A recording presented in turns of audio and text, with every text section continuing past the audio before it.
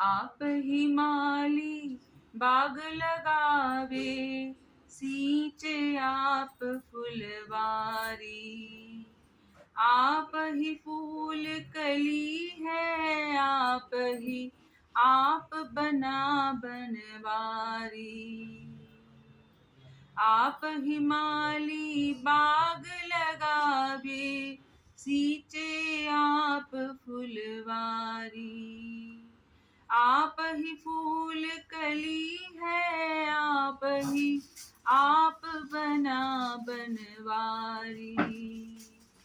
कोयल बनकर कूक सुनावे, बैठ आम की डाली।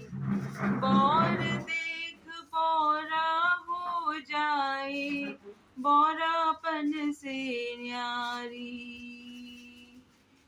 बौर देख बौरा हो जाए, बौरापन से न्यारी।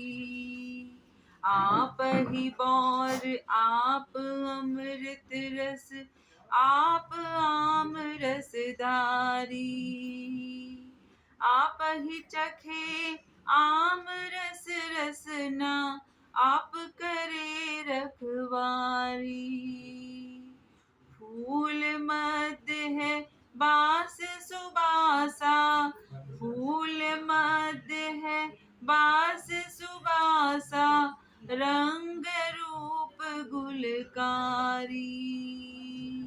आप ही निरखे अपनी शोभा, आप ही निरखे अपनी शोभा, निरखत होए सुखारी।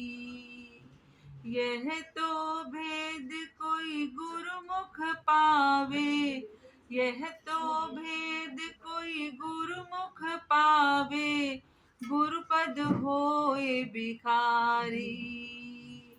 हम तो सार मरम लख पाया, हम तो सार मरम लख पाया, राधा स्वामी के बलहारी। राधा स्वामी के बलहारी, राधा स्वामी के बलहारी। राधा स्वामी। गुरुदेव जगत व्याप्तम, ब्रह्मा विष्णु शिवात्मकम, गुरु परतरम नहीं किंचित, तस्मै श्री गुरुवे नमः। सर्वे भवन्तु सुखिनः, सर्वे सन्तु निरामयाः, सर्वे भद्राणि पश्यन्तु, मा कश्चित् दुर्भाग्यः।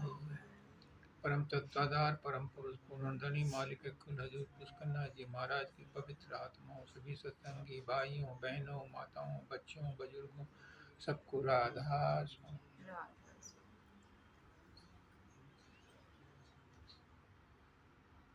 आज अभी आपने गरुड़ पुराण सुना। ये गरुड़ पुराण ज्ञान का खजाना है। आज तो शुरुआत थी, अगले अध्यायों में आएगा कि इसमें बहुत उच्च स्तर का ज्ञान है और वही ज्ञान संत मत में बताया गया।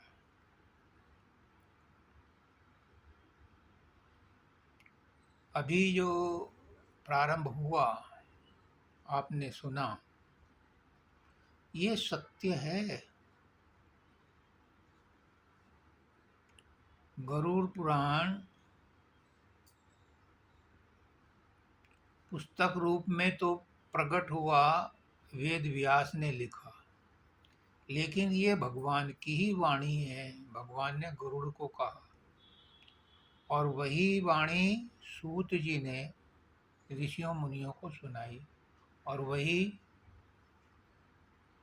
इस पुस्तक रूप में, इसका पुस्तक का आकार वेद व्यास जी ने दिया इसको। अभी आपने सुना कि यमलोक में कितनी भयंकर यातनाएं दी जाती हैं, और ये यमलोक हालांकि काल्पनिक है पर है सत्य। चित्रगुप्त भी सत्य है, आगे बताऊंगा। धर्मराज भी सत्य है। ये सब घटना घटती हैं, हालांकि काल्पनिक हैं लेकिन सत्य हैं।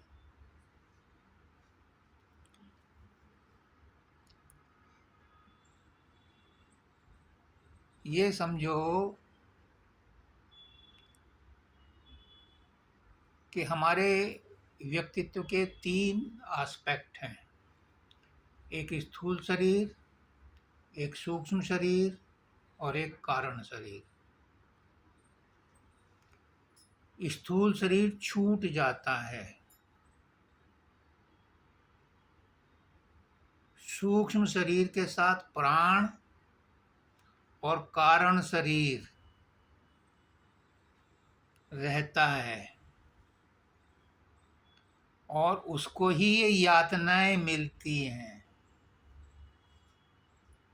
जो यातनाएं बताई हैं गलत नहीं है, मिलती हैं, लेकिन कोई वहां से लौट के नहीं आता, और ना वहां पहुंच करके कोई पोस्ट कार्ड या मैसेज भेजता है, कोई चैट नहीं करता व्हाट्सएप पे कि मेरे साथ क्या बीती। इसलिए हमें उसका पता नहीं है, पर ये चूंकि इसमें लिखा है तो ये सत्य है।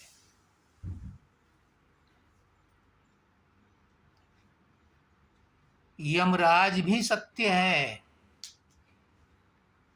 यमराज के पास सिर्फ पाप आत्माएं जाती हैं, धर्मराज के पास पवित्र आत्माएं और पाप आत्माएं दोनों जाती हैं।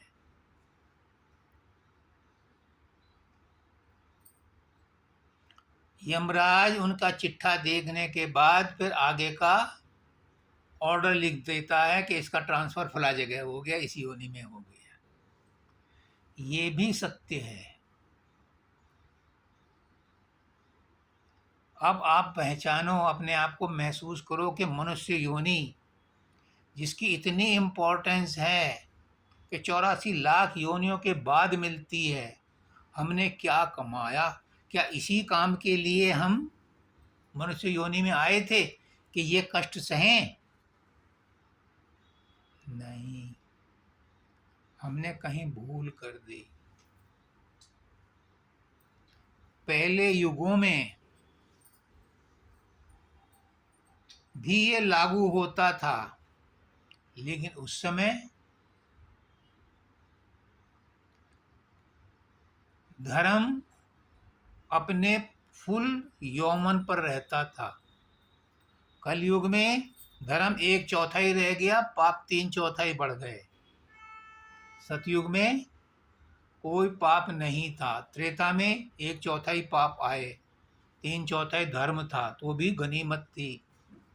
द्वापर में बराबर हो गए पाप और पुण्य। अब कलयुग में 3/4 पाप हो गया और 1/4 धर्म रह गया। और वो भी आज पंडित जी ने कहा कि उसमें भी कितनों ने वो धर्म किए। है धर्म, तभी तो अभी दुनिया टिकी हुई है। अगर धर्म का अंत हो जाएगा तो फिर प्रलय भी आ जाएगी। है धर्म, लेकिन हमने कौन कौन से धर्म किए जिससे कि हमें उससे बचत हो। पर कलयुग में, मैंने कल भी बोला था, विशेष कंसेशन है। उस परमात्मा को पता है कि इस जीव के अंदर इतने समय नहीं है, इतनी ताकत नहीं है, इतना ज्ञान नहीं है, इसलिए इसमें कंसेशंस दिए गए। और वो कंसेशन क्या है? के नाम का जाप करके ही आदमी इन सब चीजों से पार जा सकता है।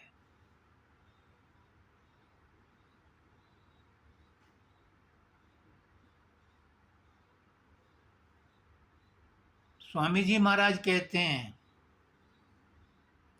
कि जम से गुरु बचावे, सावन मास में कहते हैं। 12 मासा में एक सावन महीना है, उसमें पूरी उनकी कविता है कि यमराज से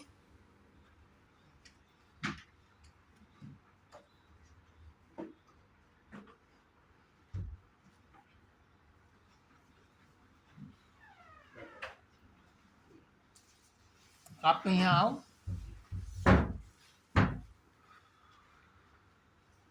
यमराज से गुरु ही बचाता है।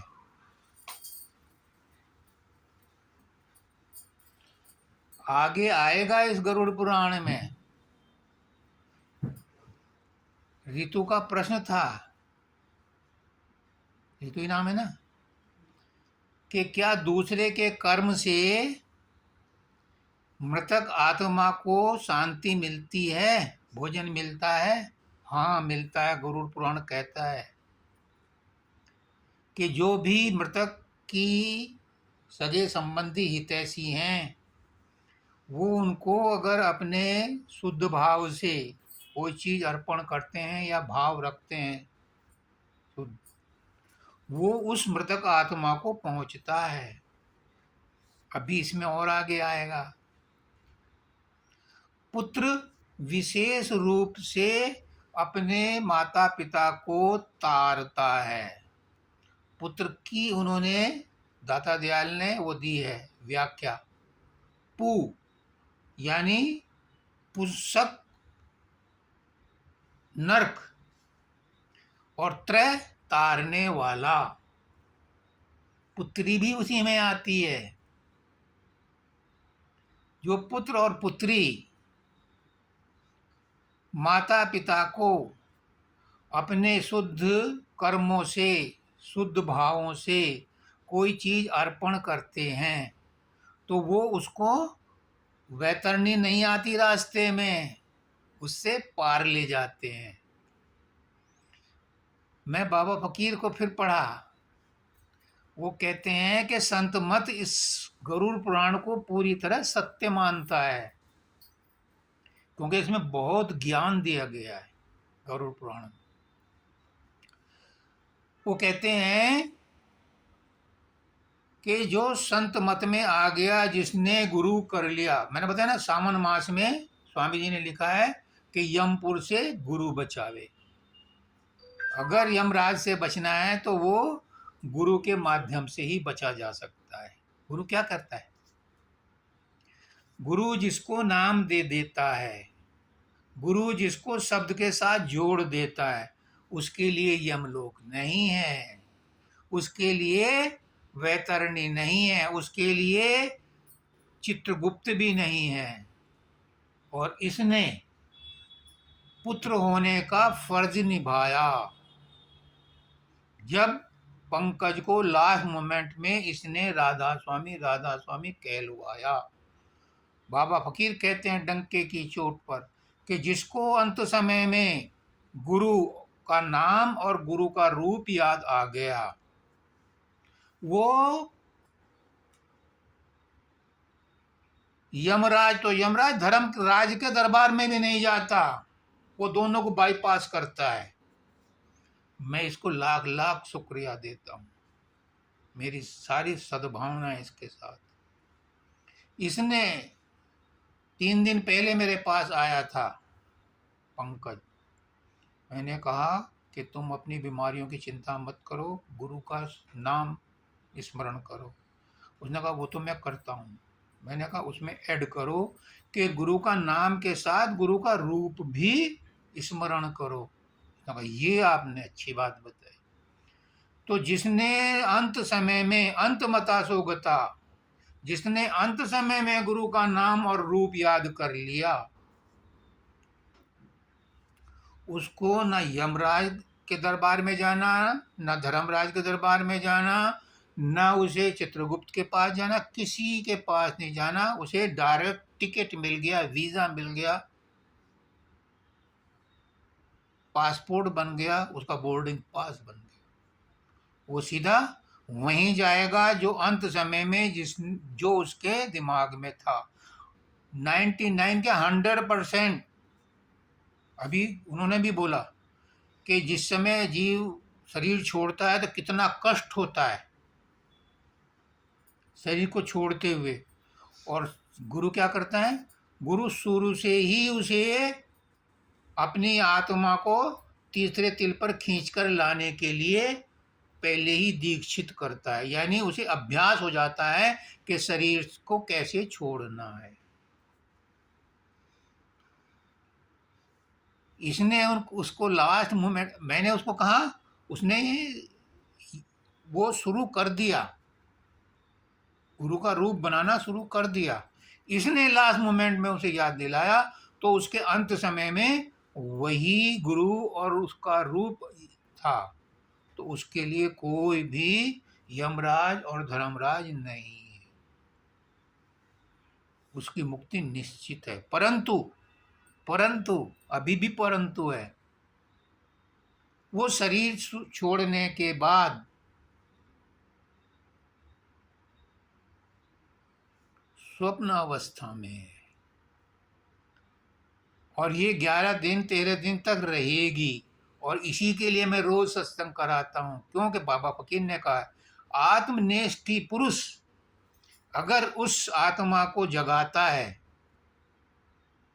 तो वो जाग जाती है, और जाग करके वो स्वप्न को तोड़ करके फिर अपने डेस्टिनेशन पर पहुंचती है।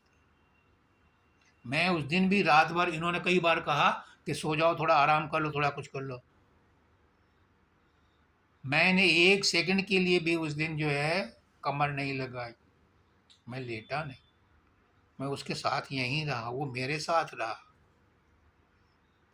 आप लोगों के लिए वो मर गया था, मेरे लिए नहीं मरा, मेरे लिए अभी भी है, वो मेरे पास है। कहाँ जाएगा मुझे छोड़ के? वो मुझसे अलग न था, ना है, ना कोई है, आप में से भी अलग कोई नहीं है। शरीर तो सबका जाने वाला है, मेरा भी जाएगा, मैं शरीर नहीं हूं, शरीर किसी का नहीं रहता। वो सूक्ष्म शरीर भी नहीं रहा अब, लेकिन अभी वो तंद्रा में है। इसलिए मैंने कहा कि मैं रोज सत्संग कराऊंगा, नहीं भी होगा तो मैं अपने अंदर ही बैठ करके कर सकता हूं, पर यहाँ इसलिए कर रहा हूं कि मुझे इन दोनों का भी ख्याल है, क्योंकि इन दोनों के अंदर उसकी आत्मा इस समय प्रेत आत्मा के रूप में है। इसीलिए कहते हैं कि इनको अभी बाहर नहीं जाने देना, क्योंकि वो इनके अंदर है। तो इसलिए मैं रोज यहीं पर करना चाहता हूं, क्योंकि मेरे वाणी से, मेरे पुकारने से, मेरे शब्दों से वो स्वप्न अवस्था से जाग जाएगा, और मुझे कॉन्फिडेंस है कि वो जागा हुआ है। लेकिन मुझे फॉर्मेलिटी पूरी करनी है, मैं कोई चांस मिस नहीं करना चाहता। ये तो आज के गरुड़ पुराण का संदर्भ था जो मुझे इस बारे में बताना पड़ा। अब दाता दयाल क्या कहते हैं? आप ही माली बाग लगावे सींचे या फुलवारी। जी, जब मैंने अभी कहा कि आप मुझसे अलग नहीं हो, कोई भी मुझसे अलग नहीं है, मेरी आत्मा मेरी पर्सनल आत्मा नहीं है, ये यूनिवर्सल है, ये सार्वजनिक है। आपकी आत्मा भी सार्वजनिक है, लेकिन आपको आपका ज्ञान नहीं है, इसलिए वो व्यक्तिगत बनी हुई है। जिस दिन वो सार्वजनिक हो जाएगी, उस दिन आपको भी जिधर देखता हूँ उधर तू ही तू है, कि हर शय में जलवा तेरा हूँ बहू है, तेरी ही है रग रग में रेसा रवानी, तू ही मैं है, तू ही तू मैं। फिर उसे सब जगह वही दिखाई देता है। लेकिन कब?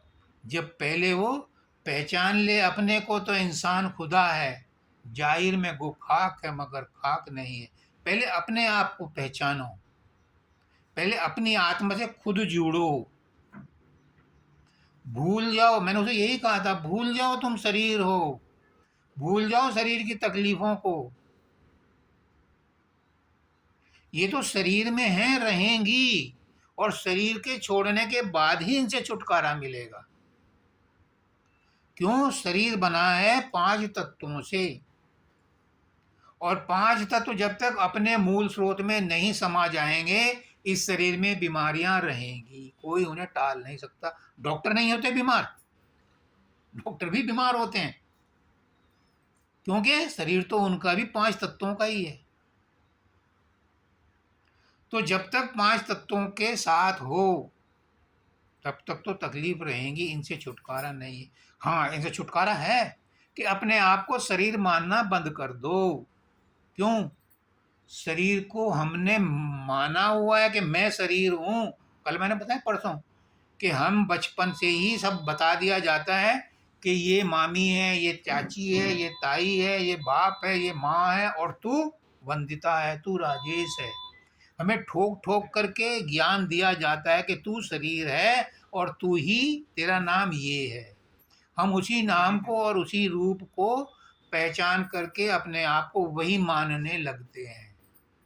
जब हम मानते हैं तो हमें ही छोड़ना भी आता है। कोई हमसे जबरदस्ती हमारा नाम और हमारा संस्कार नहीं छुड़ा सकता। विवेकानंद कहते हैं, कल भी बताया था मैंने, कि हम अपने आप को खुद ही जानेंगे तो जान पाएंगे, दूसरा हमें कोई नहीं जना सकता। दूसरा लाख कोशिश करे कि तुम शरीर नहीं हो, तुम सूक्ष्म शरीर नहीं हो, तुम कारण शरीर नहीं हो, जब तक मैं नहीं मानूंगा तब तक मेरे ऊपर उसका असर नहीं होगा। इसीलिए कहते हैं कि गुरु किया है तो गुरु की बात को भी मानो, गुरु को मानते हो तो गुरु की बात भी मानो। गुरु किया है देह को और सदगुरु चीना नाय, कहें कबीरता दास को तीन ताप भरमाए। गुरु कोई शरीर है? गुरु है ज्ञान। ज्ञान कभी मरता नहीं है, ज्ञान हमेशा रहता है। शरीर छूट जाता है, ज्ञान हमेशा रहता है। माँ बाप भी छूट जाते हैं, लेकिन माँ बाप का दिया हुआ ज्ञान हमेशा साथ रहता है। ऐसे ही गुरु का ज्ञान भी हमेशा रहता है। और वो ज्ञान क्या है? वो ज्ञान ये है कि तू कौन है। मेरा मकसद इस सत्संग का यही है कि सब लोग ये समझ लें कि मैं कौन हूं, परमात्मा क्या है, और मेरा और परमात्मा का क्या संबंध है। फिर कुछ जानने की जरूरत नहीं।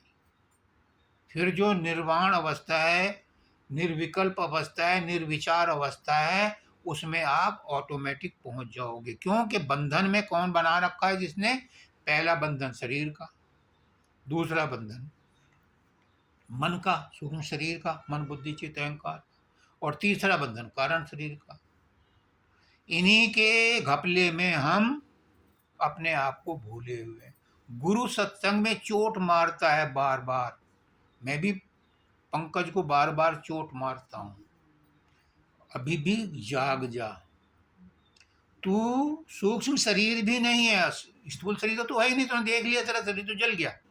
उसको इस बात का आश्वासन हो गया कि मैं स्थूल शरीर में अब नहीं जा सकता, लेकिन सूक्ष्म शरीर से अभी भी लगाव है। उसके अंदर अभी भी मन बुद्धि चित्त अहंकार है, और प्राण भी साथ में है अभी। जब उसे पूरा ज्ञान हो जाएगा तो वो इस खोल को भी छोड़ देगा। फिर कहाँ जाएगा?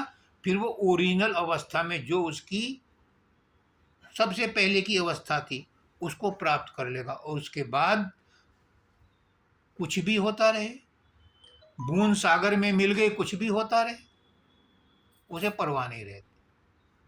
हम सबकी वही ओरिजिनल अवस्था है, लेकिन हम फंसे पड़े हैं अज्ञान में, अविद्या में, कि मैं ही शरीर हूं। उसे सबसे अच्छी बात, उसने जागृत अवस्था में शरीर छोड़ा है। जागृत अवस्था में जाने से पहले इसे कार्ड, अपने सारे कार्ड, पॉलिसी और सब कुछ सौंप गया। उसे पता था मुझे जाना है, इसलिए उसने सब कुछ होशो हवास में किया है। हम भले ही कुछ कहते रहे किसी के बारे में, लेकिन वो पवित्र आत्मा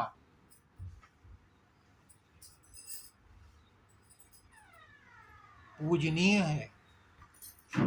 उसके चेहरे पर लास्ट मोमेंट तक कोई भी डर नहीं था, कोई आसक्ति नहीं थी, किसी प्रकार का डर नहीं था। तो उसने बोला था वेडनेसडे, थर्सडे को, वेडनेसडे को तो नहीं मिलने आया था, थर्सडे को आया था मैं, कि मुझे डर लग रहा है। किस बात का? मैंने पूछा कि कल को ऑफिस जाना पड़ेगा, ना छुट्टी ले ले फ्राइडे की, सैटरडे संडे फिर छुट्टी हो जाएगी, तो 4 दिन में थोड़ा रेस्ट हो जाएगा। तो वो कहने लगा कि वो जुड़ जाएगी अगर मैं मंडे को ना गया तो। मैंने कहा मंडे को क्यों नहीं जाएगा? तो उसे आभास था कि मैं मंडे को नहीं जाऊंगा। इससे ज्यादा जागृत अवस्था और क्या हो सकती है उस पवित्र आत्मा की? देखो, एनालाइज करो। मैं हर चीज को, मेरे सामने क्रिस्टल क्लियर है, पूरी पिक्चर सामने है मेरे। अगर मैं डंके की चोट पे कह रहा हूं कि वो मुक्त है, तो मेरे पास प्रमाण है, मेरे पास अधिकार है कहने का। मेरी आत्मा ने महसूस किया है,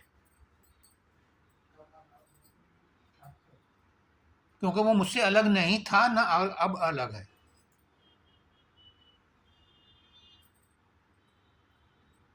उसे लगाव नहीं था, कोई लगाव नहीं था।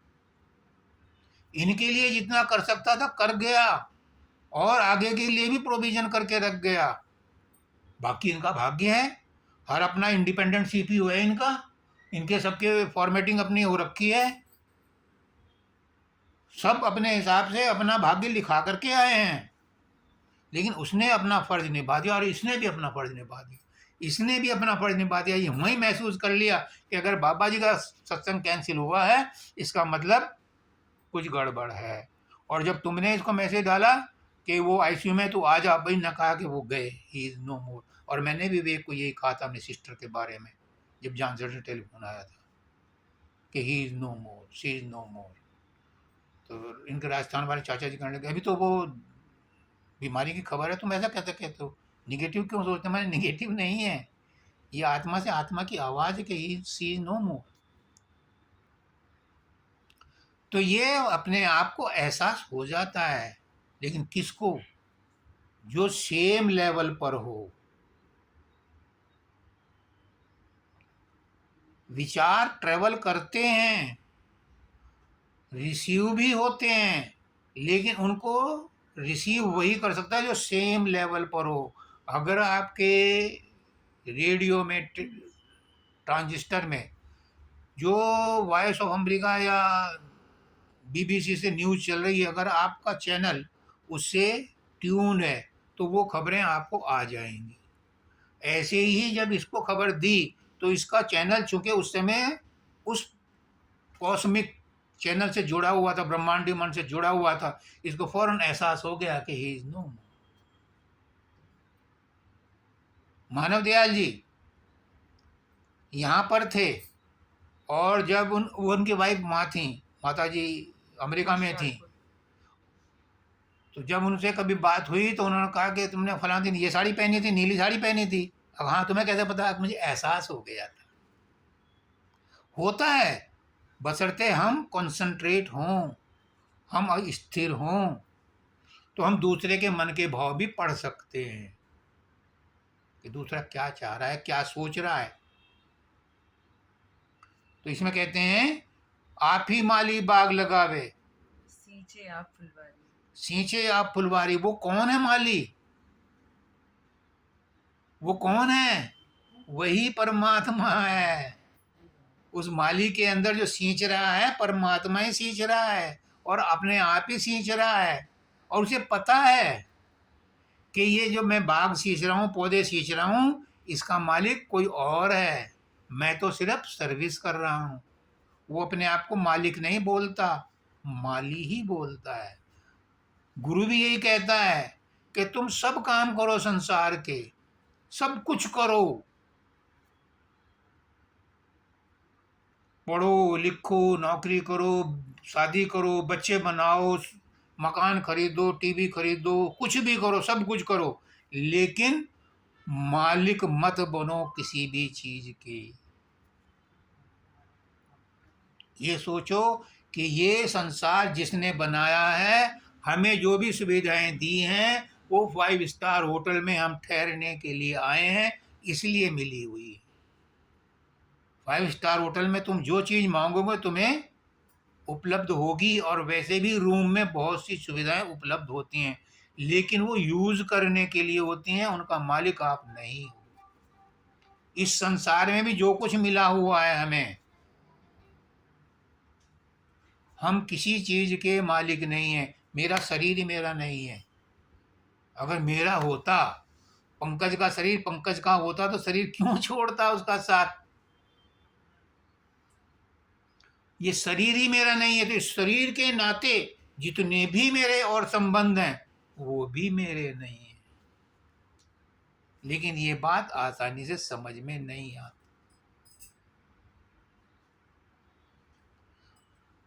मेरी चीज नहीं है, मैं उसे अपनी कह रहा हूं। एक तो चोरी कर रहा हूं, और दूसरे को जरूरत है मैं उसे नहीं दे रहा हूं, तो सीना चोरी कर रहा हूं। परमात्मा ने जो कुछ भी बनाया है सबके लिए बनाया है। किसी को ये अधिकार नहीं है कि किसी को भूखा रहने दें। अगर तुम्हारी नॉलेज में है कि भूखा है, तो ये जाकर के उसे रोटी दे करके आती है। कोई डिलीवरी बॉय आता है, उसे शरबत पिलाती है। सब कुछ सबके लिए है, लेकिन हमने होर्डिंग कर रखी है, स्वार्थ में अपने आप को मालिक बना लिया है, तो कमी महसूस होती है। परमात्मा के यहाँ कोई कमी नहीं है। वो उतने ही जीव भेजता है जितनों का राशन पानी यहाँ मौजूद है। एक भी आदमी फालतू नहीं भेजता, एक भी जीव फालतू नहीं भेजता। यहाँ कमी क्यों होती है? क्योंकि कुछ लोगों के पास जरूरत से ज्यादा है और वो देना नहीं चाहते। मजे की बात यह है कि उनका अपना है नहीं और ना ले जाएंगे।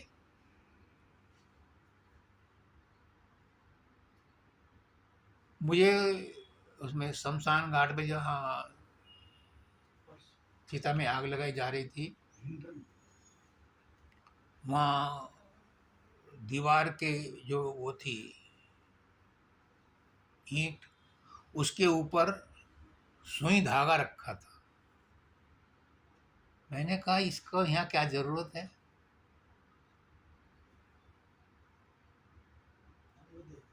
हैं? मैंने भी देखा था, सुई धागा ढकाया भी था, देखो तो यहाँ सुई धागा भी रखा है। मैं ये क्या जरूरत है? कफन में तो जेब में नहीं होती।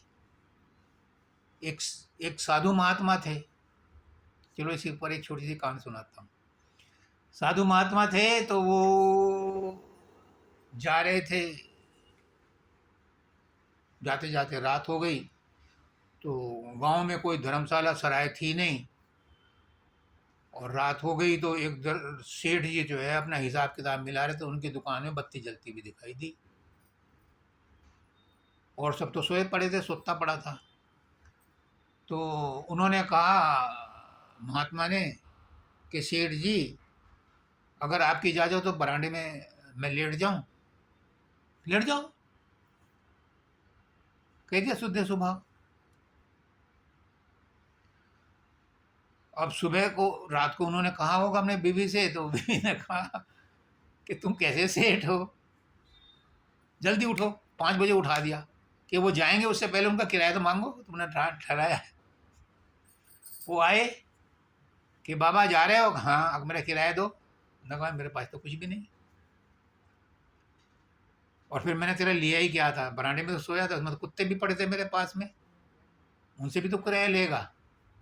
अब नहीं, मैंने कुत्तों को नहीं लेता मैं, लेकिन तुमसे तो लूंगा। उसने कहा कि ऐसा कर, मैं तुझे अगले जन्म में दे दूंगा, और मैं ब्याज के दे दूंगा, अब तो मेरे पास कुछ है नहीं। तो वो गया घर, उन्होंने कहा कि उसने ऐसा ऐसा कहा है। उसने कहा तुम अगले जन्म पहचानो कैसे उसे? कैसे पहचानोगे? वो भागा हुआ फिर आया। तो उसने कहा बाबा बाबा, मैं तुम अगले जन्म में कैसे पहचानूंगा? मुझे बेवकूफ़ मत बनाओ, मैं बहुत होशियार हूँ। अच्छा भाई, मेरे पास एक सुई है, तू ये ले ले, मुझे ये दिखा देना तो मैं तुझे पहचान जाऊंगा, तुझे मैं ब्याज का तेरा पैसा दे दूंगा और 10 गुना ज़्यादा दे दूंगा। तभी मुझे ध्यान आया कि वो सुई वहाँ क्यों रखी थी। सुई तो ले जाने की, अभी सुन लो इसकी कहानी का अंत सुनो। तो उसने कहा, वो गया घर अपने, केले निशानी ले आया। उसने कहा, बेवकूफ, अकल के अंधे, सुई कैसे ले जाएगा, इस कफन में तो जेब भी ना है, सुई कैसे ले जाएगा तू, सुई ले जाने देगा कोई तब ना। और वो जो है अपना भागा भागा गया, तो बाहर बाग में उसे फिर पकड़ लिया बाबा को। बाबा मुझे बेवकूफ़ बना रहे हो, मैं सुई कैसे ले जाऊंगा, अब तो धन दौलत ले जाएगा, ये परिवार ले जाएगा, धन दौलत ले जाएगा, तू दुकान ले जाएगा, पैसे धिल्ले ले जाएगा। अब उसकी खिड़की खुल गई, वो तो ड्रामा था, आप ही माली बाग लगावे, आप बने फुलवर, ये तो उसका ड्रामा था परमात्मा का, उसे चिताने के लिए। अब उसके कल में आगे कि जब मैं सुई भी नहीं ले जा सकता, तो धन को कैसे ले जाऊंगा, अब मुझे रास्ता बताओ। फिर उन्होंने उसे दीक्षा दी, नामदान दिया और उसके बाद कहा, अब इंतजार करो समय का। एक और बताता हूँ, इसे लगी हुई बात, इसके साथ जोड़ता नहीं, अलग बताता हूँ। एक राजा ने डिक्लेयर कर दिया कि मेरे पास जो धन दौलत है मैं उसे अपने साथ ले जाऊं, क्या कोई इसका तरकीब बता सकता है, मुझे आधी दौलत दे दूंगा। और बड़े बड़े ऋषि मुनि और क्या नाम वो लोग आए, दरबारी आए, दूसरे आए, किसी से वो संतुष्ट नहीं हुआ, सब उसे जो है कर्म करने को कहते थे। एक आया फक्कड़ सा बाबा, तो पहले तो उसे अंदर जाने नहीं दिया राजा के दरबार में। खैर वो गया तो उसको कहा राजा ने, क्यों आए हो, अब मैंने सुना है कि तुम इस धन को कन्वर्ट करवाना चाहते हो। हाँ आया हूँ, तेरे पास है कोई तरकीब। हाँ है, और मैं यही काम करता हूँ। अब बताओ फिर मैं कैसे ले जा सकता हूँ इस धन को अपने साथ। उसने कभी अमेरिका गए, इंग्लैंड गए, फ्रांस गए, अब नहीं, एक बार मैं श्रीलंका गया था, तो क्या तुम रुपए साथ ले गए थे? नहीं, वो तो लंका की करेंसी ले गया था, अब तो बस अपने रुपए को चेंज करा लो, कन्वर्ट करा लो। अब कौन से बैंक में कन्वर्ट होगा वो करेंसी वहाँ ले जाने के लिए, अब वो बैंकों में नहीं होगा। तुम अपनी इस करेंसी को जो तुम्हारे पास है धर्मार्थ में लगाओ और वो वहाँ कन्वर्ट हो जाएगी, वहाँ मिल जाएगी तुम्हें। यही आज गरुड़ पुराण में कहा था कि क्या धर्म किया, वहाँ किस कौन सा भुगतान तुम्हें मिलेगा। अगर यहाँ दिया किसी को तो वहाँ ले सकते हो, और यहाँ नहीं दिया तो वहाँ कोई भी चिल्लेगा चिखेगा, कोई भी अपना दिखाई नहीं दे रहा उसे, उस आत्मा को जिसके बारे में जिक्र हो रहा है। इसलिए दान पुण्य करना, धर्म करना जरूरी है, लेकिन उससे ज़्यादा जरूरी है कि जमपुर से गुरु बचाए। गुरु करना जरूरी है, क्योंकि गुरु वो भेद देता है, वो ज्ञान देता है, जिससे ये पता चल जाता है कि हमें क्या करना उचित है, क्या अनुचित है, मैं कौन हूँ। पहले अपने आप को जान लो। जब तक अपने आप का ज्ञान नहीं होगा तब तक तुम संसार को कितना ही जान लो। एक जगह कहा है कि किसी के पास तमाम संसार की धन दौलत है, अगर उसे आत्मज्ञान नहीं है तो वो सबसे गरीब है, और जिसके पास आत्मज्ञान है उसके पास खाने को रोटी भी नहीं है, वो सबसे अमीर है। क्योंकि जिसके पास आत्मज्ञान होता है उसे किसी चीज़ की चिंता ही नहीं रहती, वो तो उससे कॉस्मिक सोर्स से जुड़ा रहता है, उसको किसी चीज़ की ज़रूरत होती ही नहीं, और होती है तो वो कुदरत उसकी ज़रूरत के मुताबिक उसको ऑटोमेटिक देती रहती है। तो क्या है ये, आप ही माली बाग लगावे। आप ही फूल कली है, आप बना बनवारी। जी, सब कुछ वही है। तुम सोच कहते हो कि ये मेरा बच्चा है, तुम्हारा कहाँ से आया? बच्चा पता कैसे होता है? पहले ये सब मानसिक कल्पनाएं हैं, जितनी भी सृष्टि है सब कल्पना है। ये भी सब जो शब्द कहा है ये भी कल्पना के रूप में ही समझाने को कहा है। मालिक भी कल्पना ही है। अगर मैं मालिक को मालिक मानता हूं तो मालिक है। मैं मानता हूं गुरु को गुरु है, नहीं तो ऑर्डिनरी आदमी है। मानो तो देव, नहीं तो पत्थर। मैं मानता हूं मेरी माँ है तो मेरी माँ है, वो नहीं मानता तो नहीं है। ये मानना कहां से शुरू हुआ? ये मन ने ही माना। मन में ही सारे कुछ कल्पनाएं, मन में ही इच्छाएं, मन में ही वासनाएं, मन में ही तृष्णाएं, मन में ही सारा खेल होता रहता है। पुष्करनाथ जी कहते हैं राजेश सारा खेल मन का ही है। मन में विचार आया कि पुत्र या पुत्री चाहिए, तो पहले यहां प्रकट हुआ विचार, तब वो नीचे उतरा, तब वो पत्नी के उसमें गर्भ में गया, तब उसके बाद बच्चा हुआ। तो पहले कहाँ पैदा हुआ? पहले मनुष्य के अंदर पैदा हुआ, फिर स्त्री के अंदर पैदा हुआ, तब बाहर आया। ये सब मन का ही खेल है। अपने आप ही वो सोचता है, अपने आप ही कल्पना करता है। उसने कहा मैं एक से अनेक हो जाऊं, ये उसकी कल्पना थी। और हम क्या करते हैं? हम भी यही करते हैं। मैं पढ़ लूं, मैं एमए कर लूं, मैं बीए कर लूं, मैं आईआईटी कर लूं, मैं एमबीए कर लूं, फिर मैं शादी कर लूं। ये क्या? ये कल्पना नहीं है? ये भी कल्पना है। उस परमात्मा ने संसार बना दिया, हमें दिखाई दे रहा है, और हम अपना संसार अपने विचारों से बनाते हैं, वो हमें बाहर में दिखाई देता है।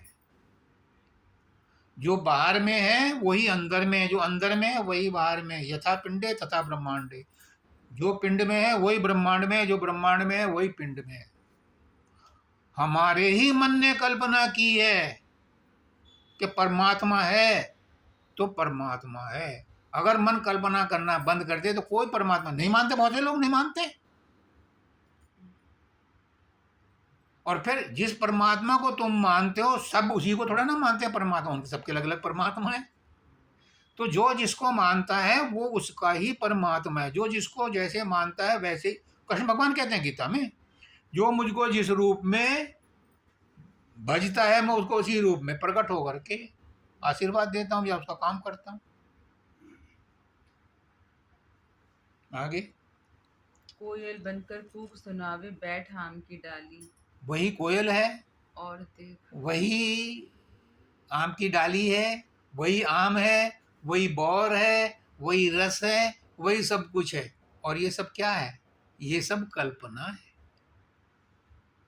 ये संसार ही कल्पना है।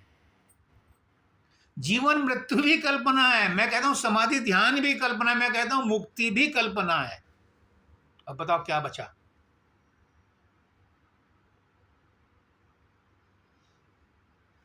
एक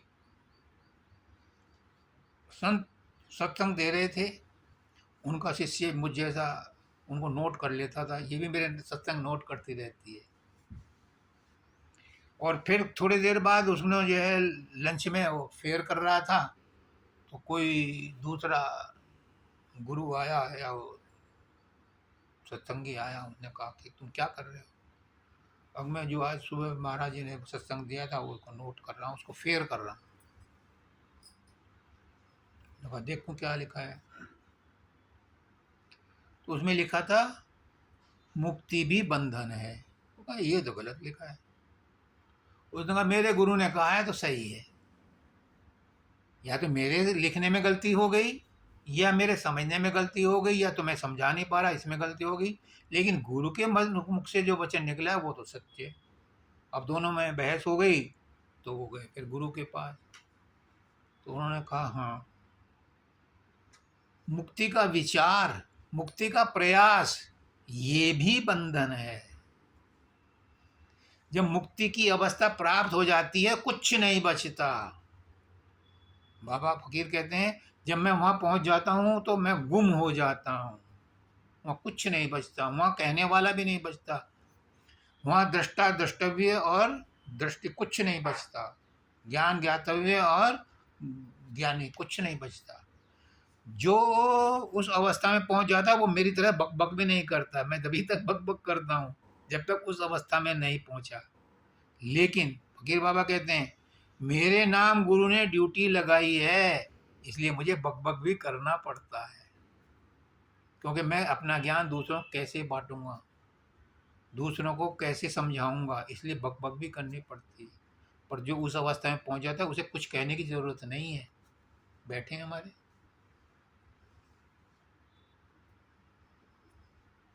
ये आत्म निष्ठ संत हैं, नहीं बोलते ज़्यादा, लेकिन कभी जब उमंग उठती है तो बंदिता से बात कर लेते हैं उसको ज्ञान देने के लिए। तो ज्ञान देने के लिए एक माध्यम चाहिए, वाणी चाहिए, शब्द चाहिए।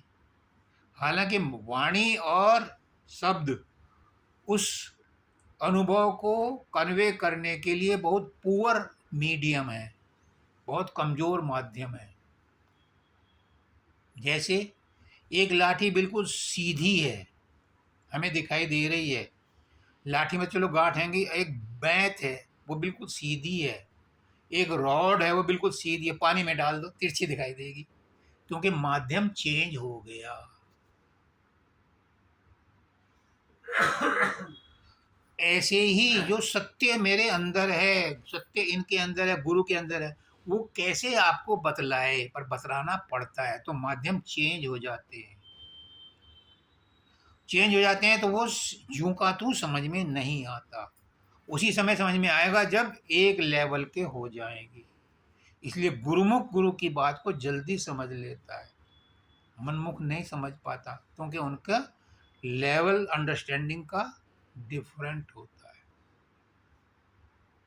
अब एक दिन बात उठी थी कि रचना, तुमने पूछी थी रचना कैसे होती है। ये सब तो बहुत आसान है, इसमें और कोई समझाने की बात है नहीं, सिर्फ बस एक ही चीज रिपीटेड है, क्या, यही सब चीज। हाँ। तो रचना की बात हो रही थी, मुझे साइंस नहीं पता, ये बहुत एक्सपर्ट हैं, ये समझाएंगे आपको क्या कि रचना कॉस्मिक रेज से होती है।